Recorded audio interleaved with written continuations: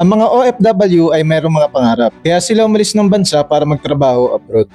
Dito sa island guys, kung hindi ka sanay sa tahimik at payapang pamumuhay, ay talagang maiinip ka at maho-homesick dito. Dahil kung makikita nyo sa video, ay wala talagang halos ng mga tao na makikitang naglalakad. Kaya kung minsan dito sa island, ang ginagawa namin ng mga Pinoy ay talagang nililibang namin ang aming mga sarili. Sumasama kami sa mga gala, nagpipishing kami, at pag-araw naman ng aming rest day ay naglalakad-lakad kami dito sa island. Iba-iba man ang aming nakalakihan o pamumuhay sa Pilipinas, pero pagdating sa pakikisama sa kapwa nating mga Pinoy, ay hindi tayo nagkukulang. Oo, meron mga ibang hindi natin mawari ang ugali, pero meron pa rin mga Pinoy na makakasundo natin at mapagkakatiwalaan. Ang mga Pinoy na nagtatrabaho sa ibang bansa ay malaki ang sinakripisyo, malayo sa kanilang pamilya, kaya bawat OFW ay talagang deserve nilang magtagumpay sa buhay. Mabagal man ang pag-uusad, pero kahit paunti-unti ay magagawa natin ito ng tama. Dahil ang bawat panalo, ialay natin ito sa ating pamilya na naiwan natin dyan sa Pilipinas. Kaya kahit anumang hamon ng buhay, kailangan natin ipanalo. Para sa ganun, pag uwi natin dyan sa Pilipinas, ay meron tayong magandang kinabukasan para sa ating mga anak.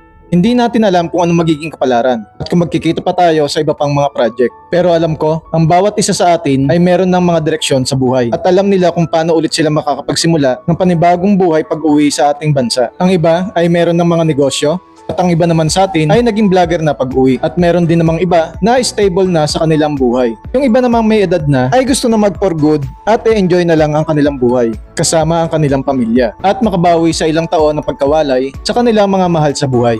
Hindi madali ang bawat laban habang nandito sa ibang bansa. Lahat ay titiisin at kakayanin para lamang maibigay ang mga pangangailangan ng kanilang pamilya. Pero ang bawat pagod at bawat laban na naipanalo ng mga OFW, ang kapalit nun ay ang mga pangarap na nabuo. Kaya laban lang tayo kabayan para sa ating pamilya.